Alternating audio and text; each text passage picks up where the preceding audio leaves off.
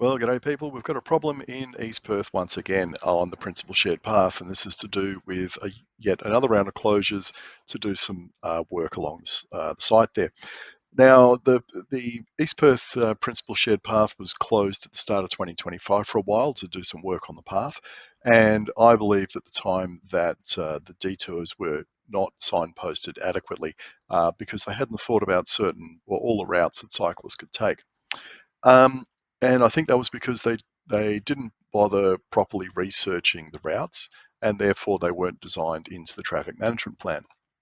So I put this into a video, sent it off to Main Roads in March, and they responded with all that text in yellow telling me it was all going to be fixed and it would all be good. Problem is, no improvements were made before that worksite shut down, and yeah, great. Anyway, it started up again for whatever reason, and they're going to have closures there until the 26th of June. And I've been through there a couple of times, and things have not improved since last time. In fact, they've gotten worse. The Main Roads or the contractors doing the work have learnt absolutely nothing from the first time round, which is really disheartening and disappointing, and just shows that we've got severe systemic issues, I think, with the way traffic management plans are being approved when cycling infrastructure is involved. So let's look at the players here. Obviously, we've got Main Roads, who are the road infrastructure manager.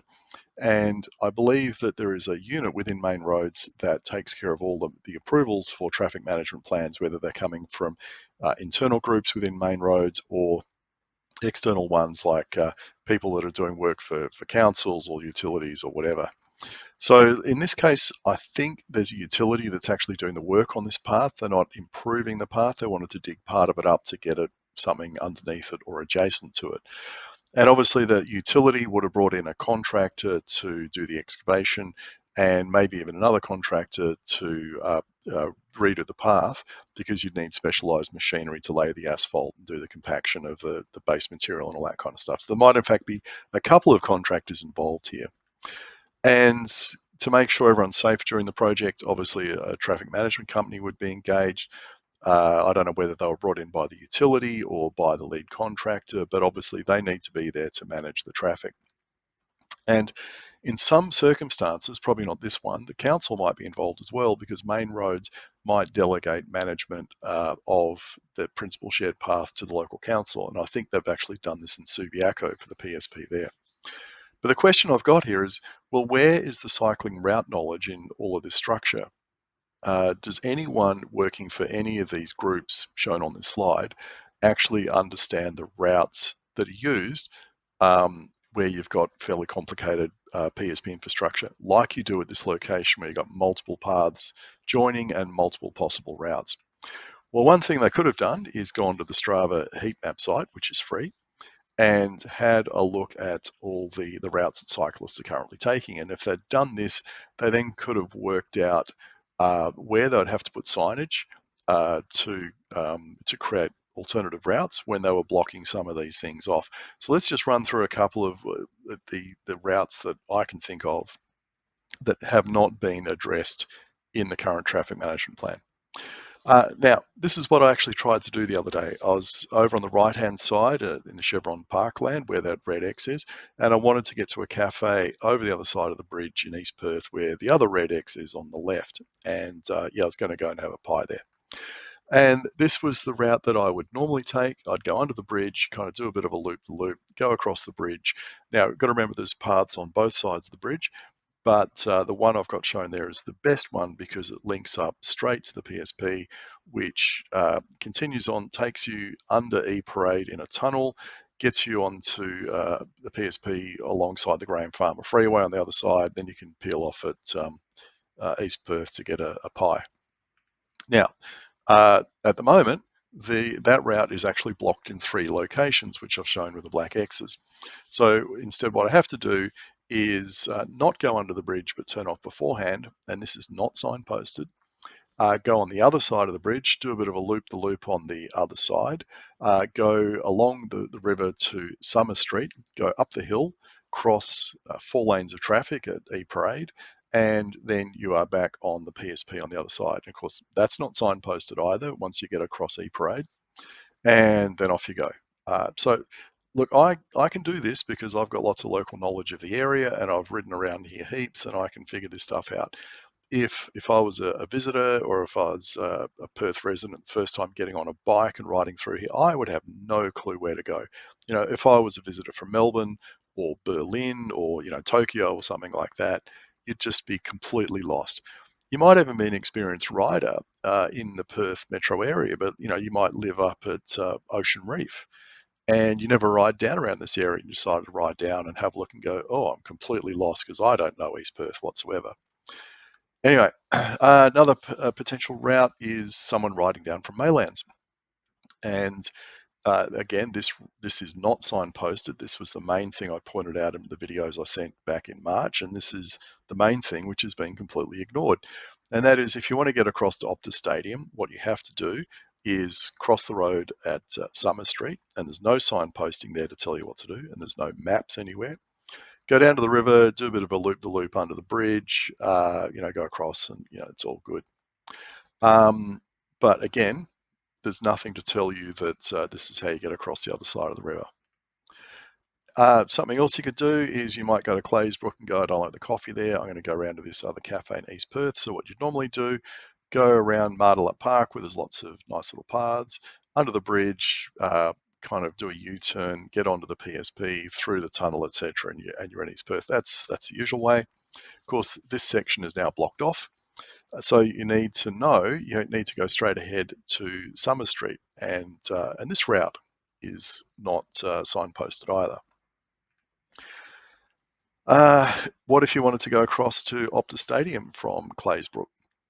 Well, similar kind of arrangement, and this is not signposted either, but this is the way you would go. They just have not thought of all this stuff. There's actually signs in some of the locations where you need to turn, but they're not double-sided. They're only using a single side. So when you're riding from this direction, for instance, all you see is the white back of a sign that's used for the detours.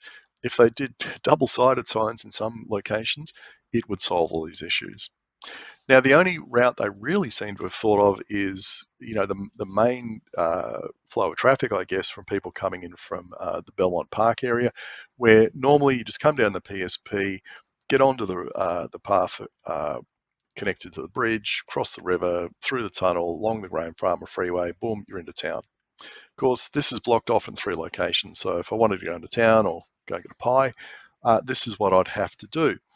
And again, this is actually quite well signposted. It's the only one that they've really thought through, I think, and signposted properly. If they'd signposted all these other routes adequately like this one, in fact, there's even some missing signage this time on Summer Street that was there back in March, but they haven't bothered putting it in place for these detours. So I don't know what's happened there. Did they pull out the old traffic management plan and get it approved? But if so, why is there signage missing? Or have they submitted a brand new traffic management plan, and left that signage out? But if they put in a new plan, why wouldn't they have put in the lessons that from the last plan where it wasn't set up properly? It's just does my head in. Anyway, let's go to the video. Well, g'day people, it's Monday morning on the 16th of June, and we're stuck at yet another detour. Now, there was no advance notice of this detour, with this bridge being closed off. What my aim today is, I've come around the river past Optus Stadium, and I want to get over to the other side of the river to this cafe called Sayers Little Sister in East Perth. Now that involves riding over this bridge, and coming out the other side, there's a tunnel you go through, you follow the principal shed path for, I don't know, maybe half a kilometre, and before you get to the railway station where the great big bridge goes up and across, you turn off into that little, I guess you'd call it a light industrial area. Okay, here we go, there's a sign. Interesting, look, I came from the other direction and all I saw was the back of that sign. So coming from the causeway, there was absolutely zero indication that the path was closed off, and all I saw was a white sign with no arrow. So that's why I was surprised when I got around the corner and saw that the bridge was closed. Okay, nice clear signs. So I don't know why back down there they didn't have some advance warning signage. There's a cyclist going around there under the bridge. I guess they'll be coming back around in a minute once they bumped into that sign, unless they're going out towards Ascot and Armidale, etc. So I'm guessing the traffic management plan has changed a little bit from last time, because there were signs back there on the corner as I came onto the bridge previously. They're missing this time. There were also signs at the top of poles. They had like these heavy, I guess, water-filled bases down below holding them in place. They're no longer there this time. So I guess we can assume, well, have they gone with a clean sheet of paper on the traffic management plan and started again? Or did they just resurrect the previous one, make a few adjustments, or did they make any adjustments at all and just do it again? Now, I'm not sure why they're doing this work over here on the PSP near the East Perth station, because all this work was supposed to be wrapped up a month or so ago. But I have heard that someone was not happy with the quality of the work done by the contractor, and they might be back again cleaning it up. Is what I noticed the first time I rode across it. There's like these valleys, I guess you'd call them, across the path, and it seems to be that's where they've stopped the machinery to refill the hopper with asphalt, and it's sunk into the, it's like almost unnoticeable, but it's there. Okay, so we've got some right, okay, no sign here. Am I going straight, right, left? But down the bottom of the hill, okay, there's a nice clear sign telling me to turn left. Now what I'm actually going to do, I can see a sign side on, so I'm just going to duck out over here and see what it says from this direction, because last week I actually came around here from Claysbrook, and I wanted to do the same thing. I wanted to get over to East Perth, over to Say's little sister, and I noticed there was this sign, and as you can see, it's just white. There's nothing to tell me that's where the detour goes back across the bridge there. So, for instance, if I wanted to go from Claysbrook to Optus Stadium, that's another route. They haven't thought about it. They've completely missed that. Okay, on the stairs there's a footpath closed sign. That's good. Now there's a ramp up ahead here on my left, and they'll have some more signage here. I'm just going to swing out and show it to you. And there's a cyclist coming up behind me. I think that might be the bloke who was going under the bridge. All right. See, this is interesting. See how use other footpath is closed, and they've got detour, and they've got arrows in both directions. So, okay, let's assume I knew nothing about the area. Which direction am I going to take? Okay, hello sign. I want to go to East Perth. How do I go? Oh, do I turn left? Yeah, I actually did that the other day, funnily enough. And I know a way to get there where you kind of go into the back streets past the axe throwing and place. Yes, there's a joint up there where you can do axe throwing. It's right next to a gin distillery. You can go in and I think it's gin distillery. You can go and have some gin, or is it whiskey? Anyway, and that takes you to the train station bridge on that side, and you go up the bridge, across, down the other side, kind of backtrack, and that will get you into where you want to go. But of course, that's not marked on the map, and there's no signage, and I can only do that through local knowledge, and because a mate of mine actually showed me that some time ago when we went down to that gin distillery for lunch. Okay, good point here. Cyclist and pedestrian signs, nice clear signage. If only every detour made use of that 3-panel stand, where great big arrow telling you which way to go, great big symbols for pedestrians and cyclists so you know who it's directed at, and a nice big detour message as well so you know what the hell's going on. But as you can see, those are few and far between. Now behind that taxi, hopefully there'll be a sign telling me to go straight ahead. No. Okay, so last time there was a sign over here on the path saying go that way. I suggested they put signage over here, also telling you to go that way because vehicles like that taxi parked there block your view of the sign coming up the hill. Now, it was visible if you came up the footpath, but as you can see, there's no sign there whatsoever. Now, what I'm expecting to see up here is signage telling me to turn, got a fly in my ear, somewhere signage telling me to turn right. It's just peeked out from behind a car over there, so you don't see it until the last minute. So I, again, think they should have signage over here, maybe even the middle of the road, just with those right turn arrows on them.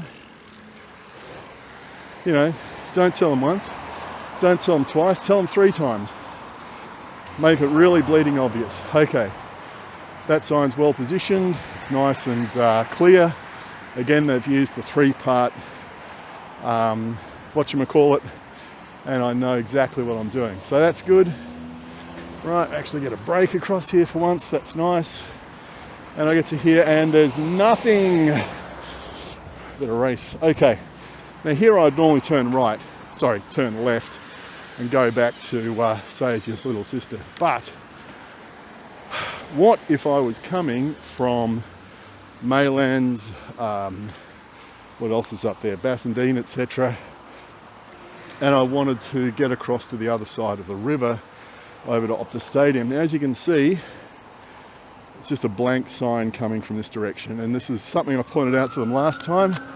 What they really need here is this should be a dual part sign, like an arrow telling you to go straight ahead to get to the city, and turn left to go to Optus Stadium across the river. But, you know, when I beseeched them to do that last time, they did nothing about it. They've had a couple of months to get it right, to think about it, to maybe go and get a sign made up, or amend the traffic management plan. What have they done? Big fat 0. Okay, they've got a variable message sign which I couldn't read, but I know this path is closed from like 8 till 5 in one part and 5 to 8 or something in another. Oh, here we go. 9 a.m. to, okay, I missed that. 8 p.m. to 5 a.m. they've got some works. This is going on till the 27th of June. 9 a.m. to 4 p.m. they've got some other works going on. All right. What happens when I get here? Oh, I can't turn left because footpath closed, use other footpath.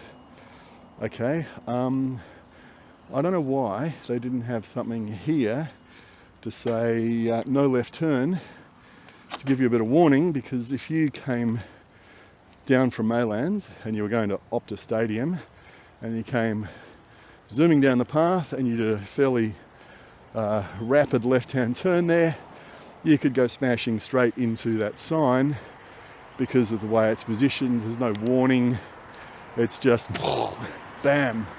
So obviously they haven't tested that by riding a bike and thinking about the routes people want to take. So I'm going to stop off at this cafe, hopefully it's open on a Monday, get myself a pie and a coffee, and then we'll go and do that in reverse and see what it looks like the other way around.